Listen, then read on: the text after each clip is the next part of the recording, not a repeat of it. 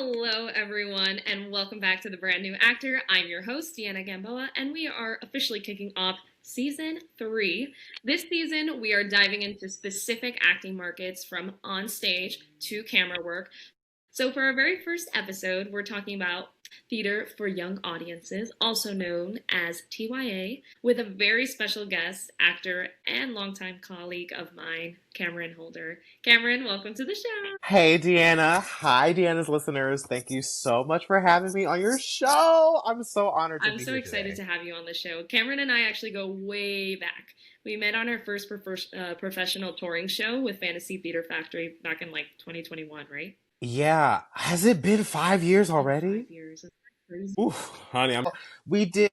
It was Little We Monster did Tales, Little right? Monster Tales, and we've done a couple of other shows together. We've done Never Everglades, and then you've done some shows, I've Yes. done some shows, but for the most part, those are the two that we did together. One's great. And don't forget Christmas Yes, Carol. that was recent. So, for my listeners that may not know you yet, Cameron, tell us a little bit about yourself. How did you start acting? Wow, okay. Let's go all the way back to 2013 when I started high school. So I grew up and was raised in Miami, Florida. I went to a public high school, but my sister told me that there was this drama teacher that was waiting for me because she kind of had an inkling that her little sibling had this fascination to be an Hmm. actor. So once I started high school, I joined the drama club right away and I started taking acting lessons for Shakespeare. I started doing like character analysis, clowning techniques, stuff like that in high school. And then my very first production was Romeo and Juliet, and I actually played the friar. And I had the longest monologue of anybody in the show, telling Romeo to suck it up and be a man and defend his woman. So then after I did that, I was like, I think I want to be an actor for the rest of my life. I love the attention that it brought to me. I just love all the glistening lights and the makeup and the costumes and the frivolousness attitude of it all. So I was in the drama club for all 4 years of high school, and I told my teacher I really wanted to take it seriously. What can I do to like further myself? And she was like, you can always go to college, get your BFA degree, or you can go and start an acting business, like your own studio, or if you want to become a teacher. So I decided to audition for a couple colleges around the country, and I ended up with Florida International University. They gave me my big shot into being an actor, so I did that, and I got my BFA in theater performance and dance. I'm also a dancer, and I sing. Come on.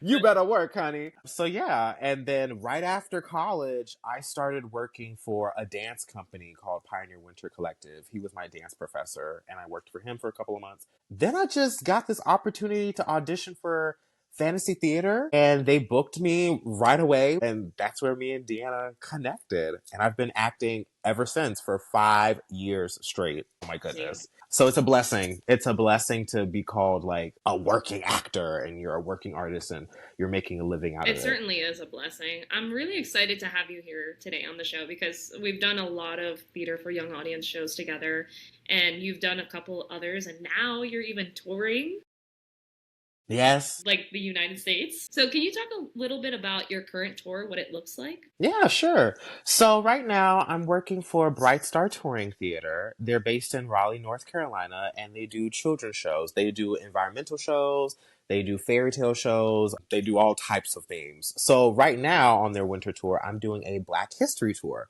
So we are doing three different shows. The first one is The Life of Dr. King, where it talks about his life and people that he got in contact with to start the civil rights movement, the type of organizations that he created within that movement. And also, we talk about the assassination of his life back in Memphis, Tennessee, sadly.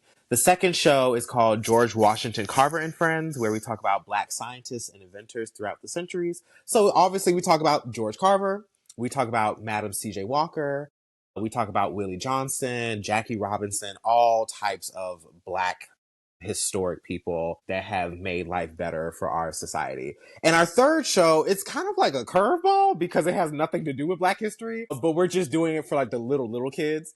It's called Once Upon a Time, and we're actually doing Cinderella and Jack and the Beanstalk. So Cinderella that's, too. That's another show that we've done yes, together.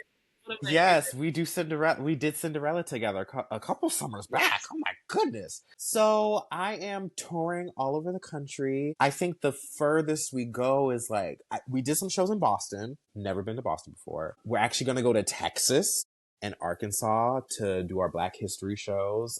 But I love working with this company. It's very fast paced because they give you your script and you have about a month and a half to like learn your lines. And then once you get to North Carolina, you have 5 days to put up 3 different shows with all these costume changes and different backdrops and just trying to put it all together.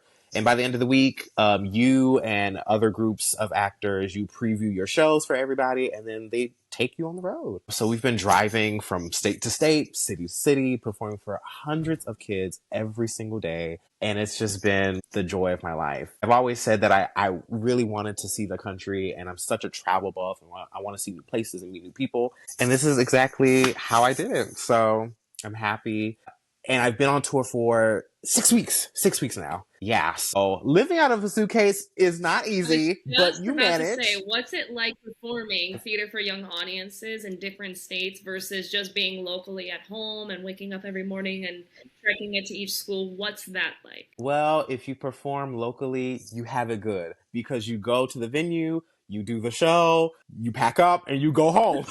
And you eat your mama's cooking and you go and you sleep in your own bed. Now, traveling on a national tour, your suitcase is your entire life. Right now, I have about 2 suitcases with me with 3 extra bags and so many toiletry bags because you just never know what you're going to need on the road. And the hardest part on this tour for me personally is hopping around from hotel to hotel. Sometimes, for example, we were in Pennsylvania for about 4 days, and then we had to drive 5 hours to get to Connecticut to get to our hotel. Sometimes you don't check in until like 9 p.m. and then you have a show at 8 a.m. So you sleep a little bit and then you get up, you drive 20 minutes to the venue, you set up everything, you do the show, you take it all down, and then you drive another 5 hours to the next destination. So it does a little wear and tear on your body. It's very easy for you to get sick, especially in the wintertime because of flu season. And obviously, we still have COVID. So I have all my medications that I need and my cough drops.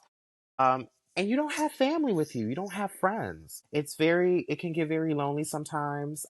And thank God for FaceTime. Thank God for texting. But it's just like that tangible moments that you have with people. I really do miss it.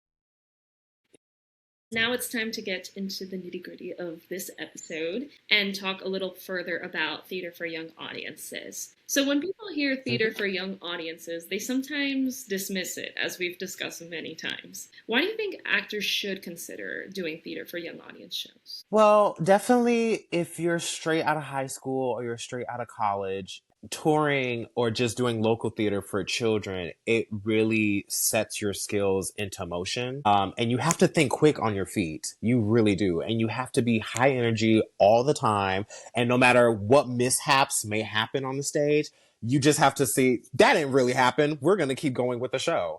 And the kids are very meticulous and they're very honest about their opinions. And if they see something on the stage that they really like they're gonna scream at you, they're gonna say something to you and it might throw you off. If they don't like something, they will say it to Mm. you and they'll scream it out until they get your attention and you stop acting. So it's a very like, I say it's a tightrope of acting. And it really like tests you on how well you can like fix certain Problem problems that you solving, might have on the stage for one sure. day.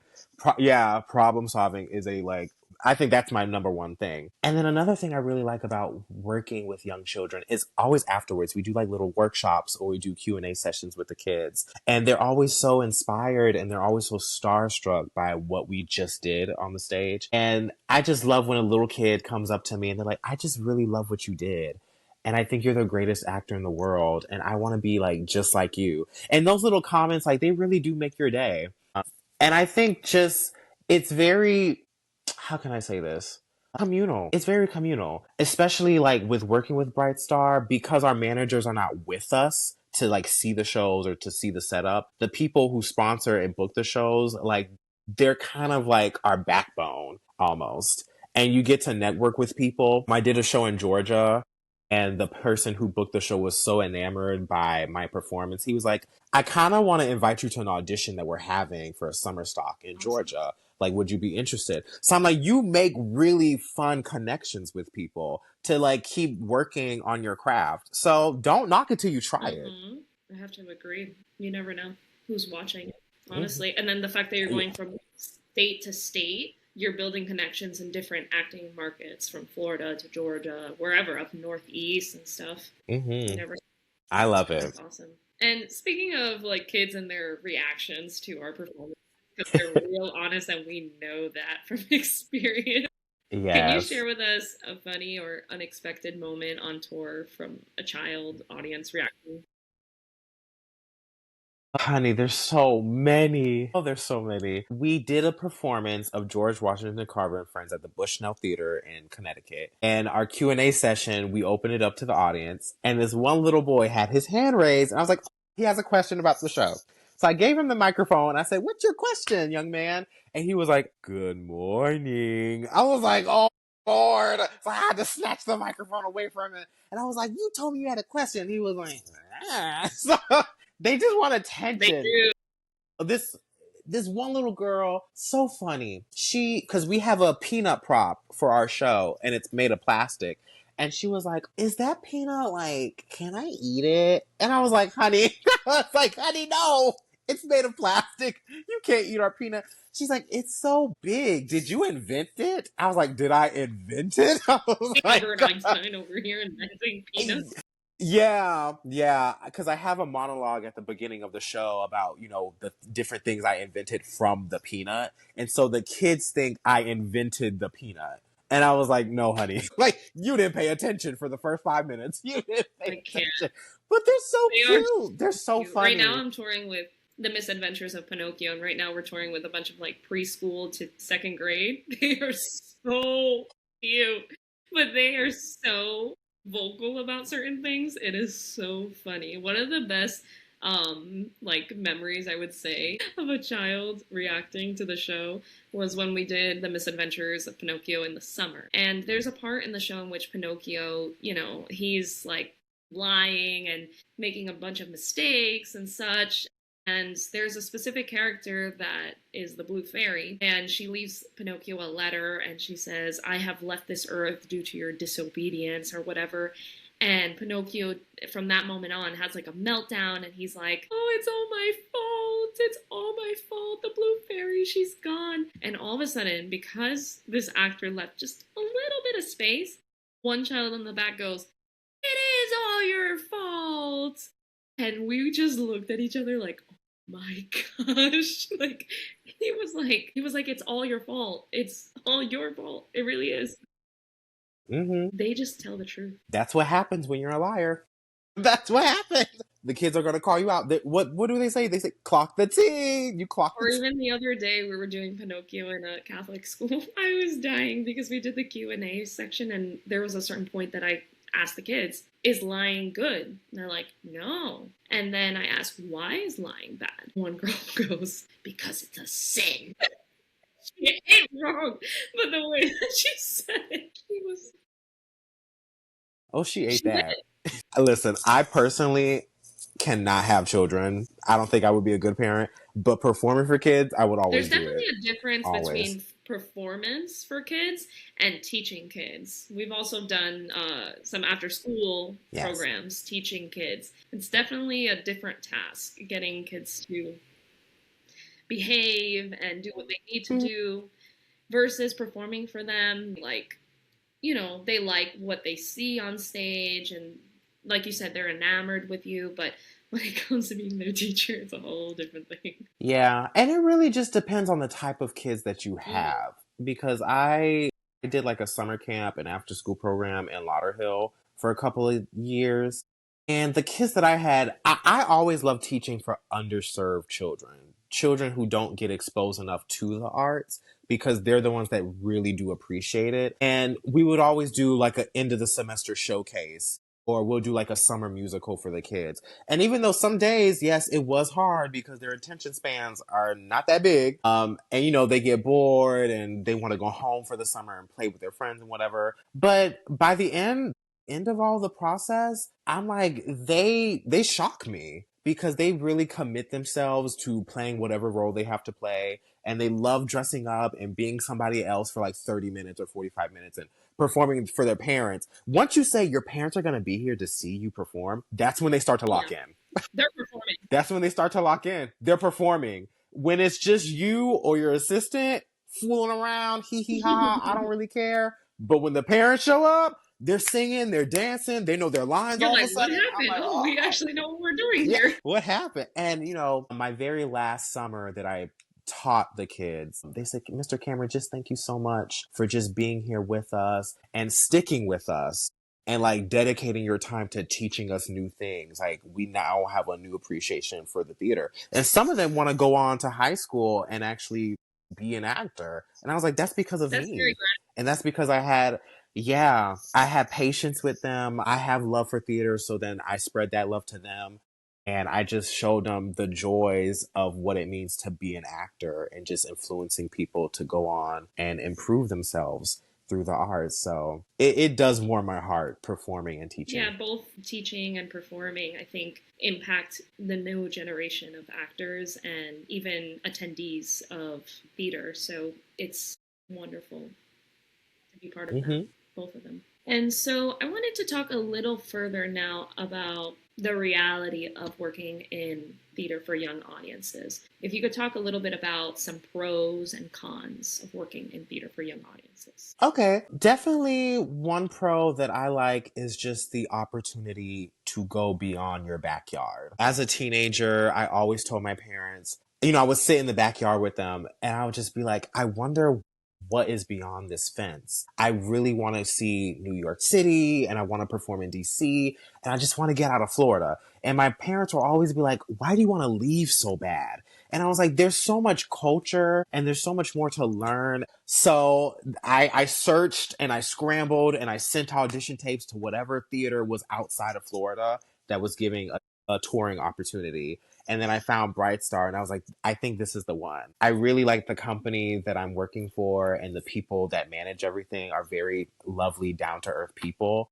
And just getting the opportunity to wake up in a new city like every 2 or 3 days, it's just like, sometimes I don't want to go home. Sometimes I don't. Sometimes I'm like, oh, I feel like a real adult and I'm just really doing the Mm-hmm. thing. Another one is just making friends along the way. And my tour partner, it's just the two of us doing these shows. And after the first tour that I went on back in October, I'm still talking to my last tour partner and we're still friends. And sometimes we send each other like audition notices, or sometimes she'll send me herself to be like, how did this look?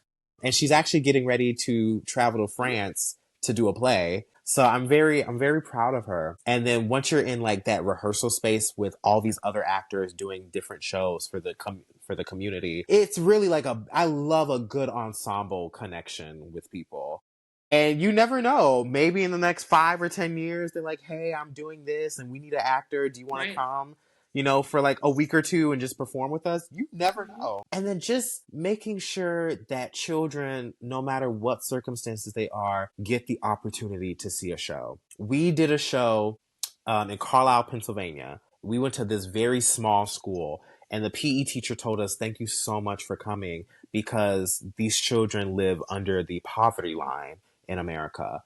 And they've never seen a show before and they've never had parents that were able to take them to go to like TYA shows because it's so expensive. So when we performed that day, some of the kids were crying because they were like just so, yeah, they were just so in love with all the characters I was doing, and they were like, how do you learn so many lines, and do you like what you're doing, and how can I be like you, and thank you so much for coming to my school because if I want to see Hamilton I gotta see it the bootleg version. So I'm like, just getting to perform for like underprivileged kids, like it's like I'm a superhero to them. So those are my pros. The cons, I would say call times. I'm not Me too. joking. I get it. Sometimes we would have to show up to the venue at 7 a.m. and get ready at 8 a.m. Around It's 5 hard. o'clock in the morning. Have been my call time, 6 a.m. Yeah. Nope, nope, can't do it. And then once you do a show, My goodness. We had a day, it was a triple show day. We were doing the same show 3 times and we were going from school to school. I think it was New Jersey. But then it'd be like, we have to go to West Jersey and do a show. Then we got to go to Newark and do a show. Then we got to go to North Jersey and Fort Lee and do a show. And I'm like, we're so tired. We're so tired. So then once you're done doing all three, then we have to go to like Albany for the next show. I was like, I'm done. So if you are not the type of person that wants to wake up early and do a bunch of shows and then check into a hotel at 9, 10 o'clock at night, it's not for you. It's not for you. And then I will say, working, it can be a little bit draining mentally because the shows are so high energy. With And any in theater for young audiences, I feel like it's just very high energy yeah, and it takes a lot out of you, your body. I will say, being an actor that's been working for 5 years consistently, I'm very thankful that I've been surviving and I've been paying my bills on time and I'm able to like eat and clothe myself. Thank you. But I will say, yeah, sometimes it doesn't pay enough. Sometimes it pays a lot. It just depends on who you work for. And it really just depends on the economy that you're working for. So don't expect to be a millionaire. But I'm like, you can do it with enough precision and enough determination. I think you can survive off of TYA theater. And Broadway is great. Doing national tours for Broadway is fun, and being an equity actor is fun and all that. But it's not all that it's cracked up to be. Because sometimes, yeah, depending on what role you have, sometimes your constituents are getting paid 20 times more than you are. Same exact show, and it's consistent work. TYA theater is very consistent because my contract is for 10 weeks right now, and some regular shows that an actor do, maybe it's like 2-3 week contract, not including rehearsals. So yeah, just think about it. Just think about it if you want to do TYA. I think that's a really great point, that it's consistent work and the idea that you don't have to necessarily be a starving actor or just do this as a hobby. You can actually make a living off of this. Obviously, too, if you're good with your finances and know what you're doing, Yeah. you can actually live off of this, which is a very good point to be made. Yeah. I proved my mom wrong. I did it. And you can do it too. Listen, I don't do anything else. I mean, this is everything I've been doing. Yeah. Listen, I don't have a plan B. I Me don't. neither. All I know, I live, eat, breathe, sleep theater. That's it now. Anyways, really quickly, just wanted to ask, for actors that are listening who are interested in theater for young audiences, what kind of audition material should they prepare? You're gonna want to do monologues that you can do in your sleep. You're gonna want to do something that you really enjoy. For me, when I research my monologues, I don't do it online. I get like the actual textbooks of like monologues throughout the different decades, and I read each one. And if I'm reading it and I'm like, I'm not really connecting to this character, I don't do it, because I'm like, if it doesn't speak to me, it's not going to speak to the people who are watching me perform it. So really do something that you're going to be able to do for like at least the next 5 years. Do something that is physically challenging. I'm the type of actor, I love physical comedy. Even if I'm doing something dramatic, I still like to put movement in it. I think that's like my dancer brain. So you have to be flexible physically. Just be a type of actor that's ready to explore new things and always ready to like diversify yourself, whether it's in your voice or whether it's in your acting or whether it's in your movement. So yeah, and just have fun. Like don't think too much, because TYA people, when they're watching you audition, they just want to see like, how much fun are you having at this audition? If you're treating it like a business transaction, it's not going to work. It's not going to work. Yeah, you definitely have to perform for sure. Yes, you have to perform. Certainly, you should have a monologue that has clear storytelling, that is physical, because a lot of the TYA shows, like we said, are very high energy, very physical for the most part. Even if it's dramatic in any type of way, there's always going to be some type of physicality. Character voices, I think, is a pretty good thing to include if you can. Maybe not the whole monologue, because they want to hear your voice. And just like, we break the fourth wall a lot. I don't know if you're doing that on tour right now, but that's also another thing. Yeah, I break the fourth wall like a couple times. I do. So yeah, I think those are some good tips for actors that are looking for monologue material. All right, well, we're all done for today. Thank you, Cameron, so much for coming on to the Brand New Actor podcast and sharing your experience in theater for young audiences. And thank you for listening. If this episode helped you or could help a fellow performer, be sure to share it with them and tag us on Instagram at the Brand New Actor. New episodes drop every last Sunday of the month on YouTube, Spotify, and Apple Podcasts. So be sure to subscribe to our YouTube and follow on Instagram to be the first to know when there's a new episode that goes live. Well, bye now. Bye, Cameron. Bye, everybody.